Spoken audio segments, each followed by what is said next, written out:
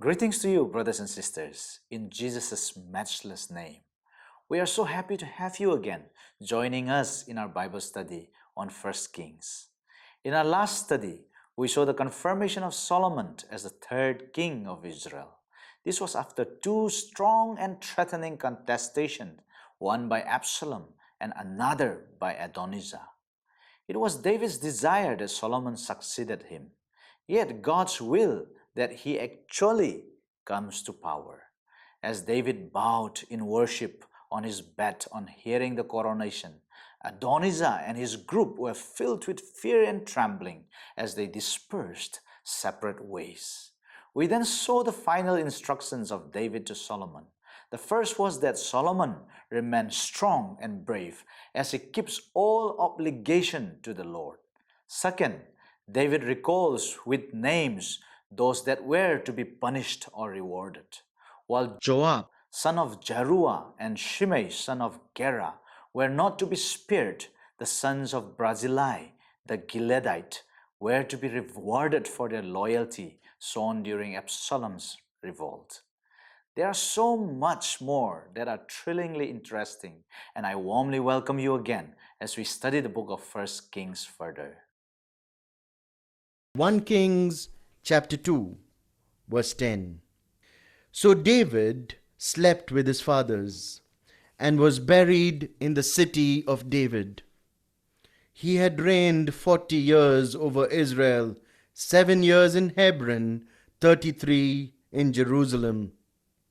So Solomon sat on the throne of his father David, and his rule was firmly established. Friends, you note there is a note of sadness in this death of King David. He was a great man of God. Do you recall the first son of David and Bathsheba? He died when he was just a few days old. David said of him, you remember, "He will never come to me, but I will go to him." Now, David has gone to be even with that child. Solomon, now that his father is gone, occupies the throne. A lot of sadness and also a moment of joy, mixed emotions. At the change of any dynasty or ruler, there is always a time of turmoil and great change. Verse 13. Now Adonijah, the son of Haggith, went to Bathsheba, Solomon's mother. Bathsheba asked him, "Do you come peacefully?" He answered, "Yes, peacefully." Then he added, "I have something to say to you." "You may say it," she replied. Even though Solomon is now on the throne, Adonijah has not given up the idea about wanting to be king. He comes to Bathsheba, still harboring this thought. She does not have much confidence in him, as we notice, and inquires about his mission. He says that it is a peaceful one. She says, "Okay, I'm listening. Tell me what you have to say." Verse 15. Notice what Adonijah says. "As you know," he said, "the kingdom was mine. All Israel looked to me as their king. But things have changed, and the kingdom has gone to my brother, for it has come to him from the Lord." He's saying that he was the popular choice, the people's choice, but Solomon was God's choice. You notice. Verse 16. "Now I have one request to make to you. Do not refuse me." "You may make it," she said. So he continued, "Please ask King Solomon. He will not refuse you, to give me Abishag the Shunammite as my wife." Abishag, you recall, was the young woman who nursed David during his last days. He is saying, "Since the kingdom has been taken away from me, I have only one small request. I want the woman who attended on David to be my wife." She was a Shunammite woman. Verse 18, very well, Bathsheba replied, I will speak to the king for you. When Bathsheba went to the king Solomon to speak to him for Adonijah, the king stood up to meet her, bowed down to her, and sat down on his throne. He had a throne brought for the king's mother, and she sat down at his right hand. I have a small request to make to you, she said. Do not refuse me. The king replied, make it, my mother. I will not refuse you. So she said, let Abishag the Shunammite be given in marriage to your brother Adonijah. As we have just seen the background, this request is loaded with a lot of trickery, but Adonijah knew that Solomon would not deny his mother anything. That is the reason he went through Bathsheba to Solomon than rather going to King Solomon directly. Verse 22, King Solomon answered his mother, why do you request Abishag, the Shunammite, for Adonijah?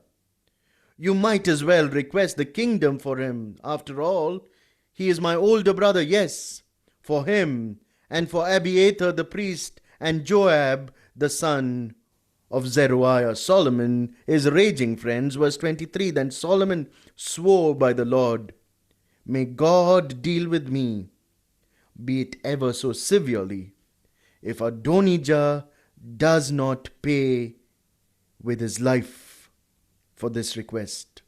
What Adonijah was actually doing, friends, if you'd notice through this whole plot of going to Bathsheba and making this request, was actually making a move toward the throne. He was doing a dangerous thing, but he was being very clear about it. Adonijah was Solomon's elder brother, and Solomon, of course, had been aware of this. Although Bathsheba, the mother, in her simplicity, felt that Adonijah's request for Abishag was a reasonable one, Solomon's keen mind instantly penetrated the plot. Fantastic, isn't it, friends?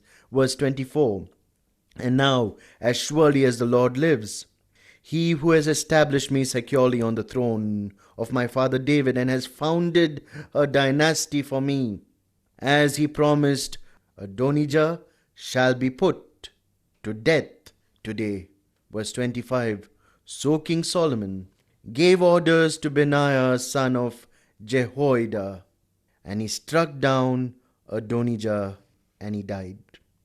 Adonijah's death was a brutal one, of course, but his death eliminated a usurper to the throne, a contender for the throne. It was necessary to execute him in order to establish Solomon on the throne. As long as Adonijah lived, he would continue to connive and plot in an attempt to seize the throne that rightfully belonged to Solomon. It was given to Solomon by God. And now, having removed Adonijah, Solomon realized it would be necessary to remove from positions of influence also those who had supported Adonijah. Notice how he goes through with this plan. Verse 26, to Abiathar the priest the king said, go back to your fields in Anathoth. You deserve to die, but I will not put you to death now, because you carried the ark of the sovereign Lord before my father David, and shared all my father's hardships. So Solomon removed Abiathar from the priesthood of the Lord, fulfilling the word of the Lord who had spoken at Shiloh about the house of Eli. Abiathar was a descendant of Aaron. He was removed from his priestly office and sent home in disgrace because he had participated in Adonijah's rebellion. The only reason he was not executed was because of his faithfulness to David, Solomon's father, and also because he had carried the ark of the sovereign Lord. Even during Absalom's rebellion against his father, Abiathar had stood faithfully with his father David. Effectually, the ending of Abiathar's priesthood ended the line of Eli. Verse 28. When the news reached Joab, who had conspired with Adonijah, though not with Absalom, he fled to the tent of the Lord. Notice he does the same thing. He took hold of the horns of the altar. King Solomon was told that Joab had fled to the tent of the Lord and was beside the altar. Solomon ordered Benaiah, the same man, son of Jehoiada, "Go, strike him down." So Benaiah entered the tent of the Lord and said to Joab, "The king says, 'Come out.'" But he answered, "No, I will die here." Benaiah reported to the king, "This is how Joab answered me." When Joab, you notice, heard what happened to Abiathar and Adonijah, he took off for the tall timber of the ark. He ran to the tabernacle of the Lord and caught hold of the horns of the altar for sanctuary. Solomon chose Benaiah to be Joab's executioner.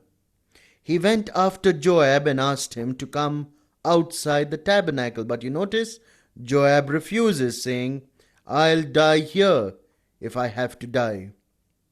Verse 31, then the king commanded Benaiah, "Do as he says, strike him down and bury him, and so clear me and my father's house of the guilt of the innocent blood that Joab shed. The Lord will repay him for the blood he shed, because without the knowledge of my father David, he attacked 2 men and killed them with the sword, both of them, Abner son of Ner, commander of Israel's army, and Amasa son of Jether, commander of Judah's army, the southern kingdom, were better men and more upright than he. Joab, we see, was a bloodthirsty man. His hands were full of innocent blood. Verse 33. May the guilt of their blood rest on the head of Joab and his descendants forever. Not just Joab, his descendants, but on David and his descendants, his house and his throne. May there be the Lord's peace forever. So Benaiah, son of Jehoiada, went back and struck down Joab and killed him. And he was buried on his own land in the desert. Interesting, in the desert.